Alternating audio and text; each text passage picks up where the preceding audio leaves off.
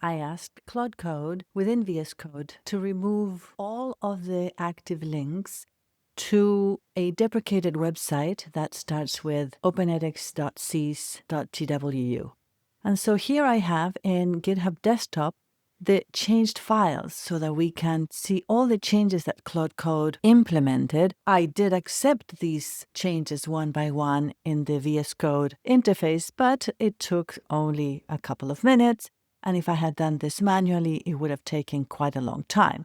So you can see here, a Jupyter Notebook has here the previous Markdown cell with a link, and now this has been replaced by the text without the link. So let's look at that. Here it's again in another location, in another file, another Jupyter Notebook. Here is another Jupyter Notebook. The URL is removed. Here in the README files, because the text referred to sections of that deprecated website, I gave additional instruction interactively to Claude Code to remove the whole section. I indicated to remove the whole section from the section heading with 3 hashes. And it was actually smart enough to decide to leave the link to the course GitHub repository, which was in that section but was not linking to the deprecated website. Here is another Jupyter Notebook where this has been changed. Here is another one. As you can see, all these files were updated, removing the links to the deprecated website from my course materials. Here's another README that has that whole section removed. And here we go, more changes. It looks like these are all things that I would accept now, and I will make a commit to the repository with all of these changes applied. But how useful is that? Great.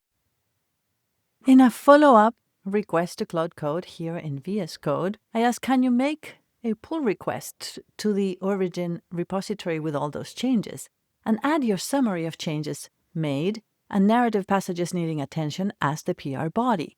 I realized we did not make a branch, so you will have to figure it out. It thought, it figured it out. It then went ahead, created a branch, and added the changes.